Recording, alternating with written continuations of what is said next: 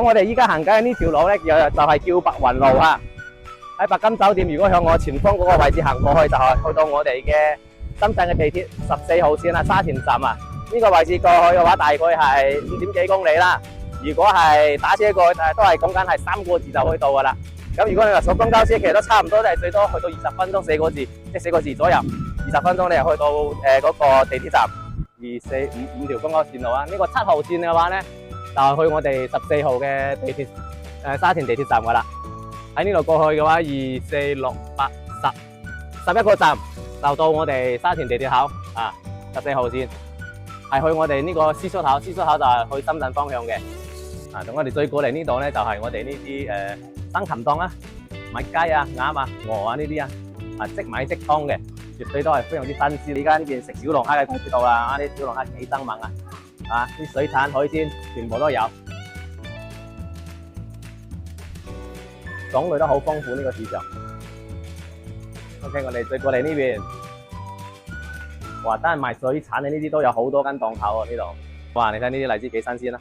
依家荔枝都好平，呢度依家係去緊大概係5、6蚊雞一斤依家。如果再到下個月嘅話，應該就會仲平啲添。咁廚房一出嚟啊，咁呢度擺咗個4人位嘅餐台，咁餐台上面仲有一排呢啲可以做手櫃又得，展示櫃、儲物櫃都可以嘅嚇，空間利用得比較好。你睇到啦，好中意讀書啊，成面都係書架。其實呢度就可以做電視背景牆啊。咁佢因為可能就睇書多啦，所以就做咗一個書架喺呢一度啦。咁都有空調嚇，客廳度都有空調。咁呢邊就梳化位啦。咁呢個位置就係我講，其實佢係有露台嘅，但係呢個露台咧，佢就用嚟咗做飲茶嘅地方，因為佢出邊就可以睇景觀啊嘛。所以佢就好識得享受生活，呢個要注意下。古色古香呢間屋真係。兒童房呢度擺一個1.5米嘅床，呢一邊嘅話整面都係做咗衣櫃嘅嚇，都係做咗衣櫃。儲物空間真係做得好多，佢呢一套單位。咁呢邊1.5米嘅床衣櫃，其實呢個位置都仲有好闊嘅，因為佢出邊已經做咗書台啦，所以呢度佢就冇再擺個書台嚟。如果你想再擺多一個書台或者係床頭櫃，呢度都 OK， 都擺得落冇問題。Hello， 粉絲朋友們，大家好，我係正向置業嘅 Leo 啊。今日咧我就嚟到咗我哋惠陽中心區呢度啦，揾咗一套筍盤俾大家嘅。咁喺睇樓之前咧，Leo梗係要帶大家先睇下我哋樓盤隔離呢啲生活配套點樣嘅，因為其實我覺得你買樓邊度都可以買，係咪先？但係你買咗落嚟，你平時住嘅話方唔方便，住得舒唔舒服？咁呢啲配套係好重要嘅。所以嘅話咧，我就先帶我哋粉絲朋友嚟睇下我身後呢個土湖嘅菜市場啦。因為呢個市場離我哋等陣去睇嗰個屋苑咧，行路5分鐘之內你就可以到呢個市場噶啦。所以話就非常之方便啦。住喺呢度，你自己想買餸啊，買啲瓜果肉類自己煮飯嘅話，咁就5分鐘步行時間就可以到啦，就非常之方便啦。OK， 咁我哋依家就入嚟睇下依家呢個市場，因為我哋依家係中午時間段嚇，唔係話朝頭早人比較多啲，依家人就少少啲。啊！一入嚟呢個位置咧，又係買生果噶，同埋買蔬菜又係比較多嘅。佢呢個一入門呢個位置係買呢啲多啲嘅。咁左手邊呢度有賣啲凍品啊、肉丸啊都有啦。咁我哋一路行落去啊，咁呢邊嘅話係有啲雜貨鋪啊，買配料啊、雞蛋啊、買下麵啊之類嘅呢一啲。咁我哋一路再行落嚟，呢度就好多啲賣蔬菜噶啦啊，各種各樣嘅菜品都有，非常之新鮮嘅。因為呢個市場其實好熱鬧嘅，因為住得本地人都比較多嘅，所以嘅話咧，佢嘅品類都係比較齊全咯，咁我哋再過嚟呢度咧，就係我哋呢啲生禽檔啊，買雞啊、鴨啊、鵝啊呢啲即買即劏嘅，絕對都係非常之新鮮咯。同埋我哋呢度再過嚟都係有海鮮賣㗎嚇，係嘛？我哋依家呢邊食小龍蝦嘅季節到啦，啲小龍蝦幾生猛啊！啲水產海鮮全部都有。種類都好豐富呢個市場。OK， 我哋再過嚟呢邊，哇！單係賣水產嘅呢啲都有好多間檔口喎呢度。咁我哋睇一入門就買水果啦、蔬菜啦，跟住呢度到生禽檔到魚檔啦，跟住過嚟呢度就肉檔啦。呢度啲豬肉全部都好新鮮咯，同埋有牛肉都有，羊肉都有呢度豆製品。呢個市場唔係話特別大，但係品類嘅話就已經好齊全啦，都比較足夠啦。各樣嘅菜都可以買得到，同埋我哋依家大陸呢邊、廣東呢邊係產荔枝噶嘛，哇！你睇呢啲荔枝幾新鮮啦！依家荔枝都好平，呢度依家係去緊大概係5、6蚊雞一斤依家。如果再到下個月嘅話，應該就會仲平啲添。我哋繼續向前行。我哋出咗嚟市場呢度嘅話，就行下呢個街邊過去到樓下嗰度，俾粉絲朋友睇下呢個距離有幾遠啦。同埋我都係下面嗰度都有公交車站，我哋可以介紹下個公交線路俾大家嘅嚇。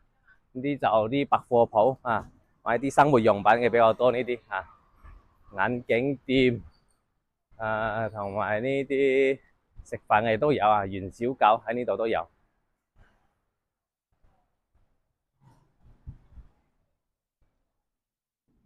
都可以睇到啊，停咗好多電雞都係我哋本地人最中意出行嘅方式啊嘛，綠色環保又平，而且又方便，唔塞車，隨時走都得啊。因為啲市場門口一般都係啲雜貨鋪會多啲嘅，啲百貨店會多啲咯。因為佢買藥買餸就喺市場買啊嘛，啲生活用品可以出嚟呢度買咯。呢度仲有間蛋糕店。同埋啲湯飯、腸飯啲食早餐食飯嘅都可以喺呢度食。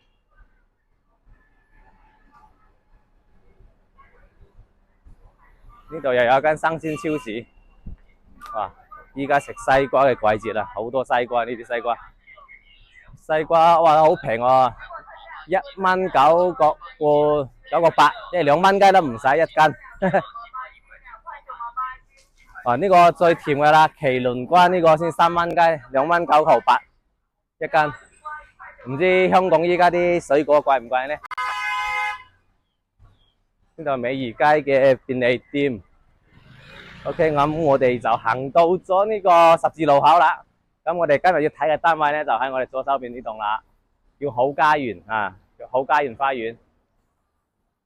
好啦，咁我哋再向前行下，前面嗰度都係有個市場噶，即係呢個路下行落去嗰邊都仲係有一個市場嘅，同埋呢兩條即係街兩邊嘅話都係好多啲商店，即係你想買咩用咩呢度全部都有噶啦。咁我而家再向前行呢，就去一個地方，就應該有啲粉絲朋友應該可能都去過啦，有可能係我哋惠陽呢邊又係新開一間星級酒店嚇，叫白金酒店。呢度嘅自助餐又唔貴，同埋啲品質好好啊，所以好多港人朋友上嚟呢邊嘅話，好中意嚟呢度食自助餐嘅白金酒店。呢個自助餐138一位嚇，就好多種類嘅美食都有噶啦，同埋佢入邊又有KTV 啊，酒吧又有啦，啲揼骨按摩嘅全部都有噶啦。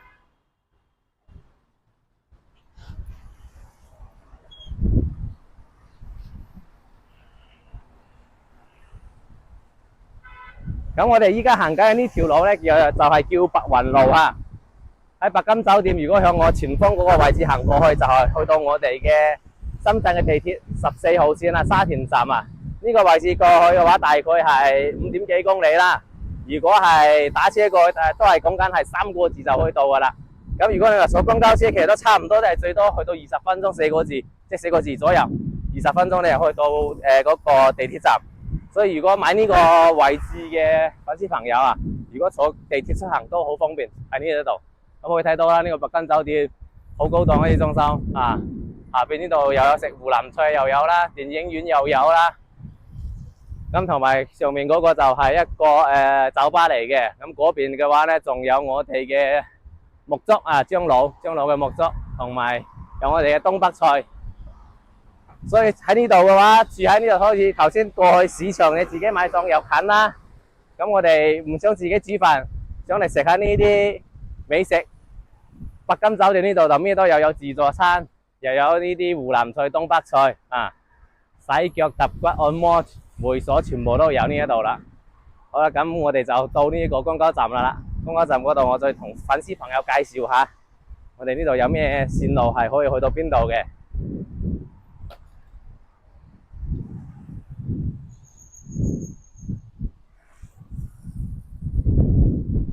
OK， 咁呢度嘅話就有5條公交線路啊。呢個7號線嘅話呢，就去我哋14號嘅地鐵沙田地鐵站噶啦。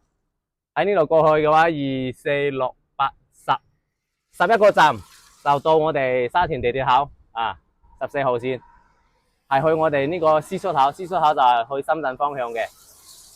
咁呢一條16號線嘅咧，就係去到我哋惠陽嘅海關啊。海關就仲有2個站就可以到我哋嘅14號地鐵口噶啦嗰度啦啊。咁呢一個168B 咧，就係可以去到我哋坑子嘅氣運站，同埋我哋14號線嘅坑子站啊，就係沙田最向深圳行入去嘅一個站。其實佢都會經過14號線嘅沙田站嘅嚇，佢呢度都會經過沙田站，所以就有兩條線路，目前就係可以去到我哋嘅地鐵口啦。咁呢一個317B，我哋依家喺白金廣場哦，呢個就去到我哋嘅白雲上海路嗰度，即係交界處，深圳同埋我哋惠陽交界處嗰個路喺嗰度啊。咁呢個6B 嘅話就主要係去我哋惠陽呢一邊噶啦。係去到我哋操場方向，同埋去到我哋惠陽嘅行政服務中心，即係呢度嘅話好多啲交稅又好啊，房產證啲辦理啊，同埋我哋出入境啊、辦戶口啊呢啲全部都係喺呢一個位置辦嘅嚇。同埋嘅話，佢都會經過我哋嘅惠陽嘅汽車總站。汽車總站嘅話咧，就方便坐大巴到我哋羅湖口岸。呢個惠陽汽車總站佢係有大巴直接到我哋嘅羅湖口岸嘅嚇。一日嘅話有成差唔多50班。40蚊嘅一個價錢，大概係50到60分鐘就可以到我哋嘅羅湖口岸啦。OK 啦，咁我左手邊睇到啦，嗰度就係我哋城建1中心啦。之前我哋都有拍過附近嘅樓盤噶啦，其實都係喺呢個範圍之內咯，都屬於我哋惠陽嘅中心區啊。咁 OK 啦，咁我哋依家就事不宜遲，出發去睇下單位嘅情況點樣。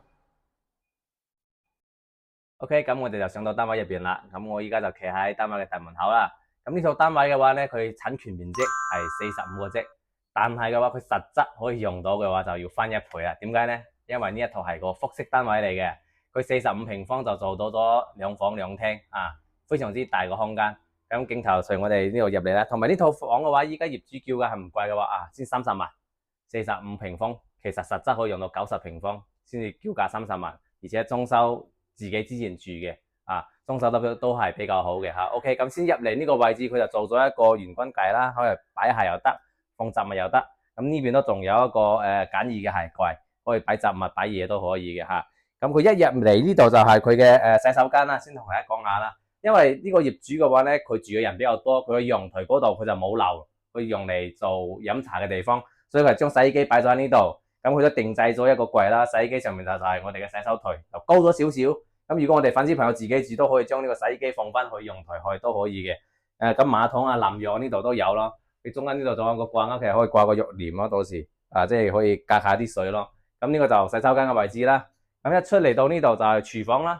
廚房就做咗一個開放式嘅廚房嚇，一個7字形嘅櫥櫃地櫃、吊櫃全部都有。因為自己住嘅佢會比較注重呢啲儲物空間咯所以呢啲櫃嘅話全部都係安排得比較多嘅。咁樣都好實用咯。呢度微波爐、烤箱佢都全部將佢放喺台面度利用就用到好高啦。咁廚房一出嚟咁呢度擺咗個4人位嘅餐台。咁餐台上面仲有一排呢啲可以做酒櫃又得，展示櫃、儲物櫃都可以嘅空間利用得比較好。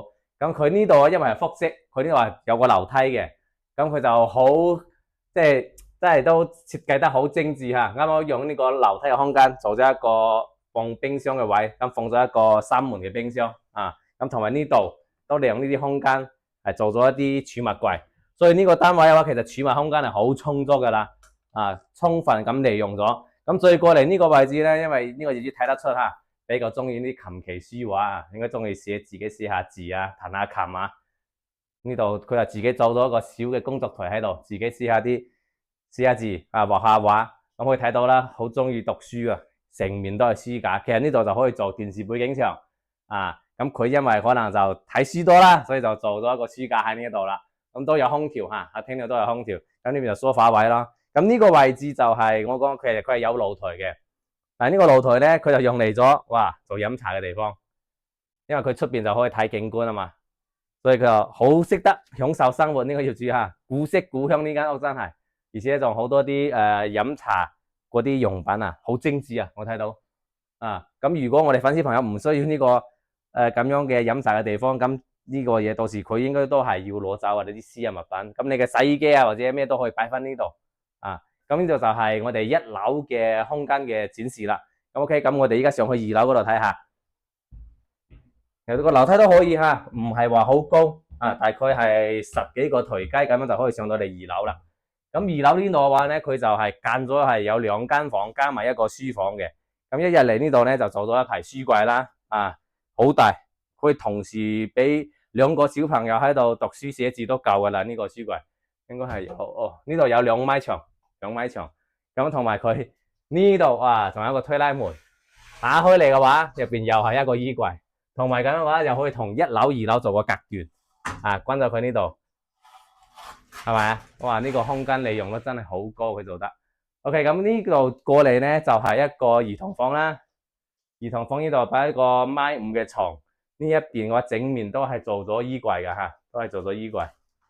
儲物空間真係做得好多，佢呢一套單位。咁呢邊1.5米嘅床衣櫃，其實呢個位置都仲有好闊嘅，因為佢出邊已經做咗書台啦，所以呢度佢就冇再擺個書台嚟。如果你想再擺多一個書台或者係床頭櫃，呢度都 OK， 都擺得落，冇問題。好，咁我哋再過嚟呢邊主人房。主人房都好大啊，呢個主人房，所以話佢45平方，實用率真係好高。呢度擺咗一個1.8米嘅床，1.8米嘅床，兩邊床頭櫃，佢呢邊係放咗電子琴啊，嗰度係電子琴，仲有間闊嘅地方，佢仲放咗一張呢啲按摩椅啊，類似按摩椅啊，同呢個窗呢度都可以睇嘅景觀都可以嘅。因為佢呢啲屬於係高層數嘅戶型啊，利用率好高咯，所以佢45個平方，你睇下做到咁大嘅2房2廳咁嘅戶型設計。同埋呢邊衣櫃呢度又有一張書台，又可以寫字。呢邊仲有個衣櫃同埋呢個單位嘅話咧，佢就家私電器都配齊晒啦。呢個房間都係有空調嘅，嗰個房間亦都有空調。同埋我哋頭先1樓嗰度都係有部空調，所以就家私電器齊嘅咯。如果粉絲朋友買呢套單位買落嚟，就可以拎包入住，到時業主佢將佢自己嘅私人物品攞走，就係咁樣咯。呢間屋就都算保養得幾新淨下嘅，其實。咁我哋再落嚟同大家做個總結啦。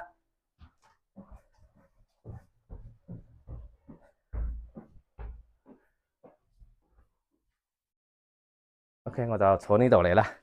咁呢套單位我哋就睇完噶啦。其實咧呢個單位亮點又好多咁先同大家講下佢嘅缺點先。我坐下落嚟，哎呀，唯一嘅缺點我覺得第一個嘅話就係呢個屋苑佢都唔係話嗰啲超大型嘅屋苑咯，佢係得4棟樓有空中花園第二個嘅話咧係佢嘅賣點，亦都係佢嘅少少嘅缺點，因為佢係複式，所以佢45平方其實可以做到90平方嘅利用率，但係佢層高就會矮少少，因為一般嚟講大陸呢邊嘅樓嘅層高都係去到話2.8米、2.9米左右咯。咁佢呢個因為做咗複式，佢每一層嘅層高大概係2.4米、2.5米左右，就會矮少少。不過其實都唔，我哋入嚟其實感覺唔會話好壓抑嘅呢個都冇問題。咁亮點就比較多啲咯。第一，佢嘅總價唔高，佢呢個位置都非常之好嘛。頭先我哋睇到啦，你去街市買餸，行路5分鐘就得，樓下就公交車站仲有我哋嘅星級酒店食自助餐嘅，即係你喺度吃喝玩樂，全部都有齊喺樓下。同埋你坐公交車又好，坐地鐵又好，都好方便。咁呢邊嘅話啱啱好喺高鐵站同埋地鐵站嘅中間呢個位置咯，即係你坐高鐵坐地鐵嘅距離都差唔多，都係5-6公里嘅呢個距離，就好方便。同埋佢依家45平方，其實實質用到90平方，叫價先30萬。同埋佢呢啲裝修睇得出佢係自己住嘅，唔係話以前裝出嚟好差嗰啲攞嚟做做出租嗰啲啊嘛。所以嘅話，佢用啲用材用料同埋空間設計利用率都比較高咯。所以其實呢套單位嘅性價比都係好高下嘅，咁都好適合我哋啲粉絲朋友買過嚟，仲享受下呢啲複式嘅樓都可以試下呢套單位，因為佢嘅私隱性係會好好多嘅。因為佢1樓做客餐廳，就做公共區域啦，咁我2樓就專門就客房，但係房間嘅話咁樣做私隱性就高好多，係咪？仲有啲複式呢啲感覺，但係都唔錯嘅嚇。咁 OK 啦，咁今日我哋呢條視頻就差唔多到呢度噶啦。咁如果我哋粉絲朋友對我哋嘅內容覺得唔錯嘅，咁可以點個 like 俾我哋，或者係可以關注我哋嘅頻道啦。咁樣我哋喺深圳各大口岸都有專車接送，咁我哋帶粉絲朋友上嚟睇樓係唔收任何費用嘅。咁 OK 啦，咁我哋呢期節目就到呢度啦，下期再見啦，拜拜。